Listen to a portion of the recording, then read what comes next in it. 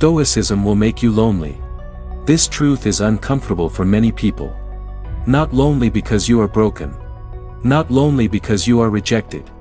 Lonely because you no longer belong to noise. If you are listening to this, you may already feel it. You enjoy silence more.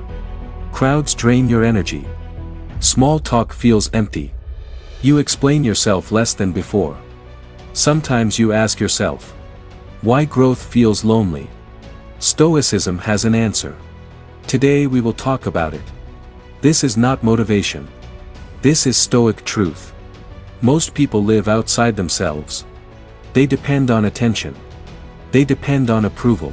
They depend on validation. They feel alive only when others respond. Stoicism teaches the opposite. It brings your focus inward. To your thoughts. To your actions. To your discipline. To your values. When you stop needing approval, you separate from the crowd. Not because you are better, but because you are different. This separation feels like loneliness. At first it happens quietly. You speak less.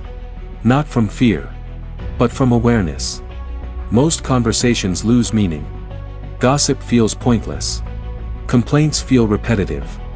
Drama feels tiring. You listen. But you do not react. People notice this. They say you changed. They say you became quiet. They say you became distant. They are not wrong. You did not become cold. You became selective. Selectiveness creates distance. You are not lonely because people rejected you. You are lonely because you stopped pretending. Stoicism removes the mask. You stop laughing without meaning. You stop agreeing to belong. You stop forcing connections. When pretending ends, many relationships disappear. Not because you failed. Because they were never real. Most people fear being alone. They do not know how to sit with themselves. Silence scares them. Stillness exposes them. Without noise, they face their thoughts. Without people, they face insecurity. Stoicism trains you to face yourself, to sit alone, to think clearly, to observe the mind, to control reactions. You become your own company. When you stop fearing loneliness, you stop accepting shallow bonds. That is when loneliness begins. Stoicism teaches emotional control.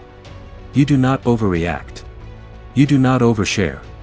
You do not seek constant comfort.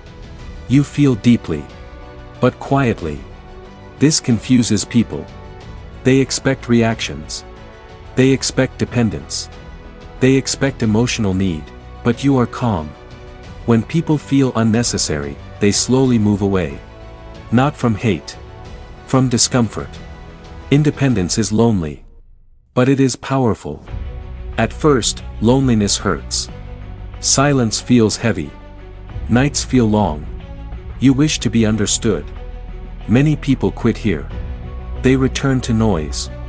They return to distraction. They return to draining people. But if you stay, something changes. One day, silence feels peaceful. Your thoughts slow down. Your emotions stabilize. You feel clear. Not empty. You realize something important. Loneliness was not the enemy. Attachment was. You do not need many people. You need stability. Purpose. Self-respect. Stoicism gives this. Stoicism was never for everyone. Marcus Aurelius wrote alone. Epictetus lived simply. Seneca understood solitude. Clear minds walk alone. Because clarity separates illusion. As you grow, you meet fewer people. But better ones. People who value depth. Silence. Discipline. Integrity. Stoicism removes wrong people first. Loneliness is not emptiness. It is space. Space to think. Space to grow. Space to build strength. While others chase attention, you build discipline. While others seek approval, you build respect. While others fear silence, you master it. That is strength. If you feel lonely now, do not panic. Do not rush to fill space. Do not trade growth for comfort. You are not broken. You are becoming. Loneliness is the cost of self-mastery. It is worth paying. Stoicism may make you lonely, but it will make you free. Freedom has always been a lonely path.